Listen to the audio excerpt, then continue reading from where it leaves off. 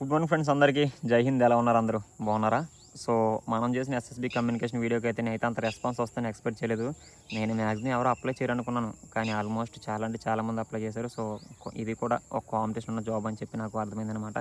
So ఏంటంటే చాలామంది doubts అడిగారు కదా అన్య, మెయిన్ మాకు రూట్ ఎలా వెళ్ళాలో తెలియదు. నెక్స్ట్ ఏంటంటే ఏ సిలబస్ ప్రిపేర్ అవ్వాలి, నెక్స్ట్ మేము అక్కడికి వెళ్ళిన తర్వాత అక్కడ మాకు అనేవి రూమ్స్ అనేవి అవైలబుల్ ఉంటాయా లేదా అని ఈ వీడియోలో అయితే మనం ఫుల్గా మీరు అడిగిన ఒక్కొక్కటి కూడా క్లారిఫై చేస్తాను. మ్యాక్సిమం కొంతమందికి నేను రిప్లై ఇచ్చాను. సో రిప్లై అయిన వాళ్ళు ఎవరైతే ఉన్నారో వాళ్ళైతే ఈ వీడియో చూడడానికి ట్రై చేయండి. నెక్స్ట్ క్యారీ డాక్యుమెంట్స్ కూడా నేను చెప్పాను, కానీ మళ్ళీ అడుగుతున్నారన్నమాట. సో మళ్ళీ ఈ వీడియోలో కూడా ఎవరెవరు పట్టుకెళ్ళాలి, ఎవరెవరు ఒట్టి ఆధార్ కార్డు పట్టుకెళ్ళి సరిపోద్ది, ఇవన్నీ కూడా చెప్తాను. సో వీడియో అయితే ఎండ్ వరకు చూడండి. ఇంకా మన ఛానల్కి ఎవరైనా ఫస్ట్ టైం వచ్చినా తప్పకుండా సబ్స్క్రైబ్ చేయండి, అలాగే ఒక లైక్ చేసుకోండి. సో ఇంకా మీ ఫ్రెండ్స్ ఎవరికన్నా కనుక మన వీడియో యూజ్ అయిందనుకో తప్పకుండా షేర్ చేయండి అన్నమాట. So let's start our video.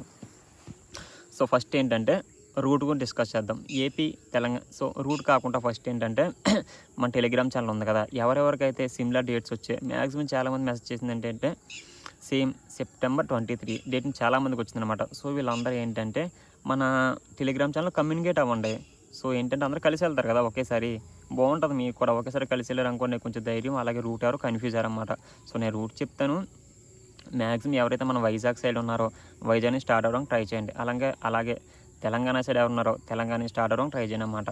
So root వచ్చేసి ఏంటంటే ఫస్ట్ మన వైజాగ్ నుంచి ఎవరైతే స్టార్ట్ అవుతున్నారో వాళ్ళు మన డైరెక్ట్గా హౌరాకి ఎక్కివచ్చు ట్రైను, లేకపోతే next direct Calcutta ఎక్కేసినా పర్లేదనమాట.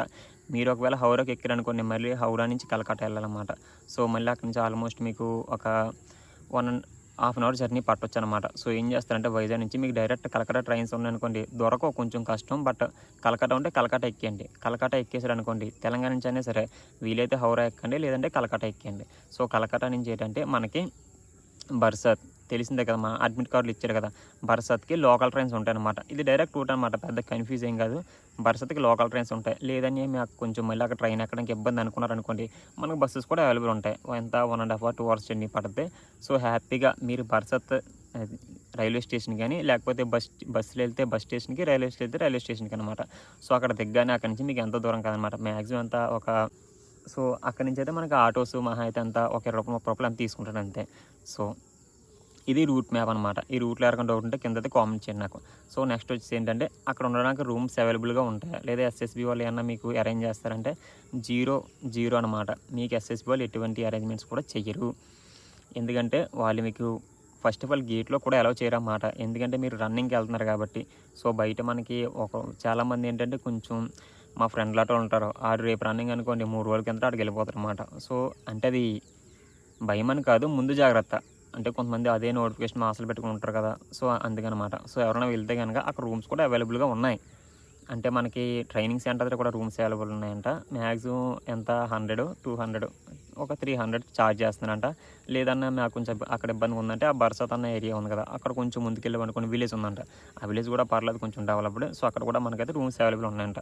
So rooms కోసం కానీ మీకు ఏ ప్రాబ్లం లేదు. సో నేను చెప్పేది ఏంటంటే వెళ్ళేటప్పుడు మాత్రం ఒక మచ్చరదాని క్యారీ చేయండి, అంటే మస్కిట్ నెట్ అనమాట. అది క్యారీ చేశారనుకోండి, మీకు నైట్ టైం కొంచెం తెలిసిందే కదా ఈ నార్త్ సైడ్ ఎలా ఉంటుందో సిచ్యువేషన్స్. నెక్స్ట్ ఫుడ్ కూడా మీరు అడ్జస్ట్ అవ్వరు అనమాట. ఫుడ్ కానీ నెక్స్ట్ మీరు ఈ నైట్ టైం స్టేయింగ్ కానీ పొరపాటున మనం అంతా దూరం కష్టపడి వెళ్తాం. ఎందుకంటే మనం ఎక్కువ ట్రావెలింగ్ అలవాటు ఉంటుంది కదా, నార్త్ సైడ్ ట్రైన్స్ కూడా కొంచెం వరస్ట్గా ఉంటాయి అనమాట. సో ఏం చేస్తారంటే ఫుడ్ ఫ్రూట్స్ క్యారీ చేయండి మ్యాక్సిమం. నెక్స్ట్ ఏంటంటే ఒక మచ్చదాన్ని క్యారీ చేయండి, వీళ్ళతో బెడ్షీట్ కూడా క్యారీ చేయండి. కొంచెం బ్యాగ్ పెద్దది పట్టుకెళ్ళాలని ట్రై చేయండి. ఎందుకంటే మనం అక్కడికి ఎంత కంఫర్ట్గా వెళ్తే మన రన్నింగ్ అంత కంఫర్ట్గా వేయగలం. అంత దూరం వెళ్ళి కష్టపడి, ఎందుకంటే నా లైఫ్లో జరిగిందే కదా. ఎక్కడ నేను తమిళనాడు కక్కుర్తిపడి, అప్పుడు మనకు తెలియదు. సో డబ్బులు కొంచెం తక్కువ, లోకల్ ట్రైన్లో వెళ్ళిపోయాను అనమాట. అక్కడికి వెళ్ళిన తర్వాత జ్వరం వస్తుంది నాకు.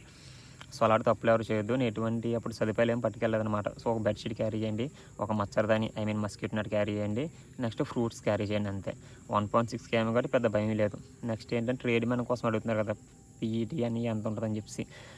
సో ట్రేడ్ మ్యాన్కి వచ్చేసి మనకి ఏంటంటే 4.8 km ఉంటుంది అన్నమాట 24 minutesలో. మనకి తెలిసిందే కదా 1.6 km 6:30 minutes. సో అది వేసేస్తారండి సింపుల్గా, అదేం భయం లేదు. సో ఎవరైతే ఫిజికల్ కోసం అయితే భయపడద్దు. ఫిజికల్ అయితే అందరికీ అయిపోవాలని నేను కూడా కోరుకుంటున్నాను. నేను కూడా వస్తాను September 23న. మన తమ్ముళ్ళందరినీ కలుద్దాం. మన జాబ్ రోల్స్ గురించి పూర్తిగా ఎక్స్ప్లెయిన్ చేస్తాను, అందరినీ కలుస్తానని ఆశిస్తున్నాను. సో వీలైతే నన్ను గుర్తుపడడానికి ట్రై చేయండి ఒకవేళ కనబడితే కనుక. సరే అయితే మరి నెక్స్ట్ అంటే సిలబస్ ఏంటంటే నేను ఆ బుక్ తీసుకున్నాను అనమాట. ఆ బుక్ కింద మెన్షన్ చేస్తాను. ఆ బుక్ తీసుకొని ట్రై చేయండి.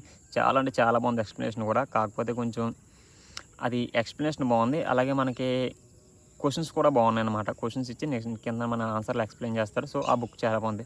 సో ఆ బుక్ తీసుకొని ట్రై చేయండి. సిలబస్లో ఉండేది ఏంటంటే 50 మార్క్స్ మన జీడీ సిలబస్ ఉంటుంది. ఈ రీజనింగ్, అర్థమెటిక్, ఇంగ్లీషు, జీకే ఇవే ఉంటాయన్నమాట. నెక్స్ట్ ఉన్న 100 మార్క్స్కి టెక్నికల్ సబ్జెక్ట్ అనమాట. మొన్న ఆల్రెడీ ఫుల్ వీడియోలో ఎక్స్ప్లెయిన్ చేశాను కదా టాపిక్స్ అన్నీ. టెక్నికల్ సబ్జెక్ట్ అంటే పీసీఎం, ఫిజిక్స్, కెమిస్ట్రీ, మ్యాథ్స్ ఈ మూడే ఉంటాయి అన్నమాట సబ్జెక్ట్స్. సో మీరు ఎవరైతే కనుక కెమిస్ట్రీ కానీ మ్యాథ్స్ కానీ గ్రిప్ గట్టిగా ఉందో, అది మెయిన్ ఏంటంటే ఈ కమ్యూనికేషన్ డిపార్ట్మెంట్ ఉంటుంది కదా, ఆర్టీ సెట్ల కోసం, నెక్స్ట్ సిగ్నల్ వేవ్స్, ఇంక ఇవే ఉంటాయన్నమాట సబ్జెక్ట్. సో పర్లేదు, ఎగ్జామ్ కూడా మ్యాక్సిమం కట్ ఆఫ్ వచ్చేసి 80s 90sలో ఉంటుంది. ఎవరైతే గ్రౌండ్ క్వాలిఫై అయిపోతారో పర్ఫెక్ట్గా వాళ్ళు ఎగ్జామ్కి అయితే ప్రిపేర్ అవ్వచ్చు అనమాట. నెక్స్ట్ ఇంకోటి ఏంటంటే క్యారీడ్ సర్టిఫికేట్స్. ఆల్రెడీ నేను ఫుల్ వీడియోలో చెప్పాను, అది మీరు చూడరు, మళ్ళీ కింద కామెంట్స్ చేస్తారు అనే ఏ డాక్యుమెంట్స్ పట్టుకెళ్ళని చెప్పి. సర్లే వినండి, మళ్ళీ చెప్తాను అనమాట. డాక్యుమెంట్స్ మీరు అందరూ పట్టుకెళ్ళవలసిన అవసరం లేదు. ఇది మనకు డాక్యుమెంటేషన్ కాదు, జస్ట్ పీఈటీ, పిఎస్టీ అంతే. కాకపోతే ఏంటంటే పిఎస్టీ ఫిజికల్ స్టాండర్డ్స్ టైంలో హైట్ చెస్ట్ కొలిసేటప్పుడు ఏంటంటే ఎస్టీ వాళ్ళు ఉంటారు చూసారా, వాళ్ళకి ఏమవుద్దంటే వాళ్ళకి హైట్ రిలాక్సేషన్ ఉంటుంది. సో కొంతమంది హైట్ తక్కువ ఉంటారు కదా, వాళ్ళకి కావాలన్నమాట. సో నెక్స్ట్ ఎవరైతే ఎస్టీ వాళ్ళలో కూడా హైట్ రిలాక్సేషన్ లేదనుకోండి, వాళ్ళు కూడా ఏం పట్టుకెళ్ళాల్సిన అవసరం లేదు.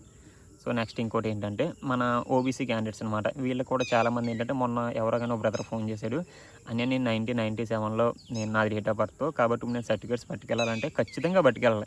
ఎందుకంటే మనకి వాళ్ళకు వచ్చే age relaxation actually 3 years extra కదా. సో ఏం చేస్తారంటే వాళ్ళు కూడా సర్టిఫికేట్స్ క్యారీ చేయాలి. చెప్పాను కదా సర్టిఫికేట్స్ ఏం క్యారీ చేయాలో మన ఫుల్ వీడియోలో అయితే ప్రతి ఒక్క సర్టిఫికేట్ గురించి కూడా చెప్పాను. సర్లే అని చెప్పడం పెద్ద ప్రాబ్లం ఏం కాదు.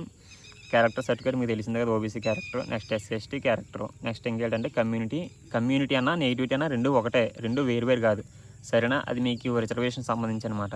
నెక్స్ట్ ఏంటంటే రెసిడెన్షియల్ తెలిసిందే కదా, అది ఎలా తీసుకోవాలని అడుగుతున్నారన్నమాట. అది తీసుకోవడం పెద్ద ప్రాసెస్ కాదు, ఎందుకంటే అది మనకి ఎంఆర్ఓ సైను ఆ సీల్ వేస్తే సరిపోద్ది.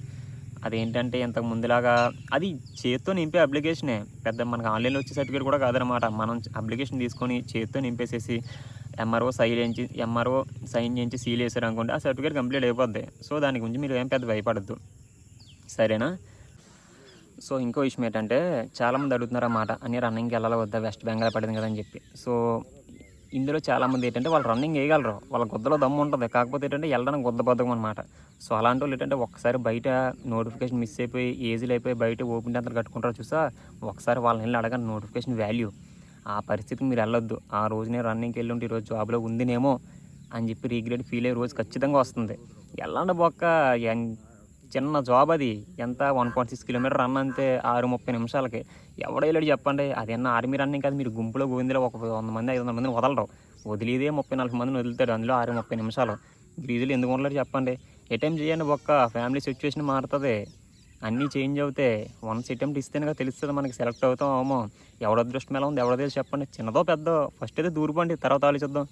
సో అందరూ ఖచ్చితంగా రన్నింగ్కి వెళ్ళడానికి అయితే ట్రై చేయండి.